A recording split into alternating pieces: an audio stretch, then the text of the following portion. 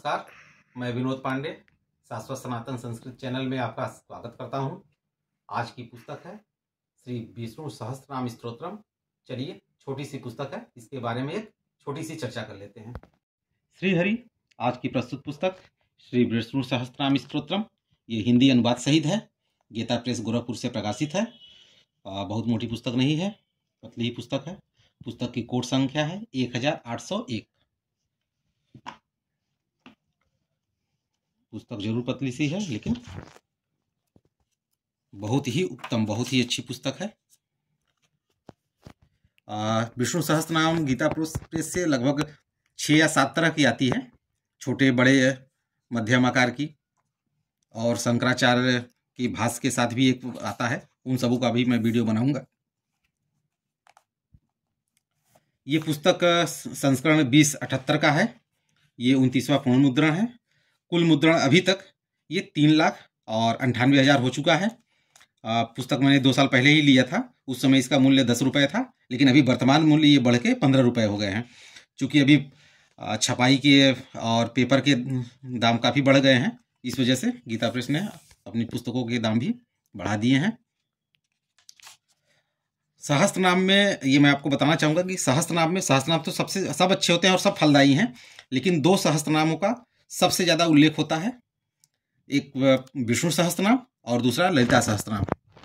विष्णु सहस्त्रनाम एक ऐसा सहस्त्रनाम है कि जिसे सभी लोग इसे कर सकते हैं, लेकिन ललिता सहस्त्रनाम के बारे में बताया जाता है कि जो श्री विद्या के दीक्षित हों या गुरु के द्वारा उनको ललिता सहस्त्रनाम स्तोत्र को दिया गया हो, या जिनके गुरु हैं या उनको बताते हो, तभी उसको करना चाहिए, अन्यथा उसको नहीं करना चाहिए। लेकिन श्री विष्णु सहस्त्रनाम एक ऐसा सहस्त्रनाम है जिसे कोई भी कर सकता है और फल प्राप्त कर सकता है। लेकिन विष्णु सहस्त्रनाम के पाठ में ये ध्यान रखना चाहिए कि जल्दी जल्दी नहीं करना चाहिए।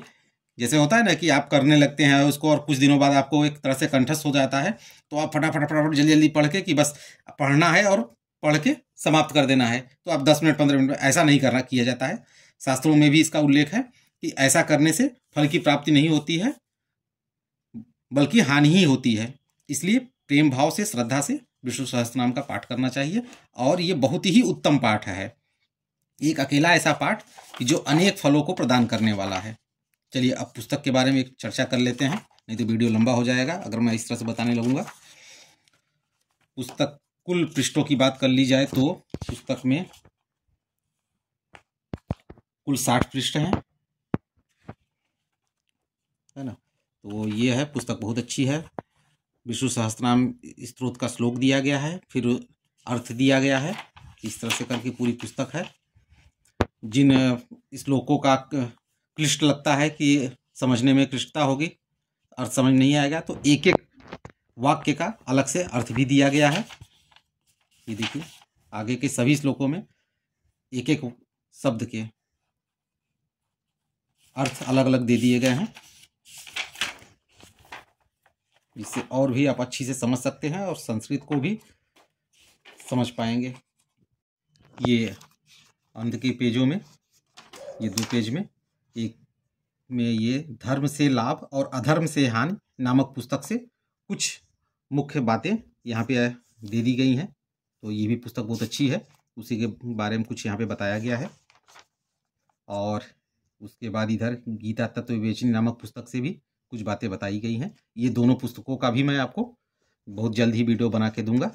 और इधर नित्य साधन भजन एवं कर्मकांड हेतु कुछ पुस्तकें हैं जिनके नाम दिए गए हैं। इन सभी पुस्तकों पे मैं आपको बहुत जल्द ही धीरे धीरे एक एक करके वीडियो बना के प्रस्तुत करूंगा। आशा है आप सभी इसी तरह सहयोग देते रहेंगे। तो इस पुस्तक को आप जरूर ले आएं और पढ़ें।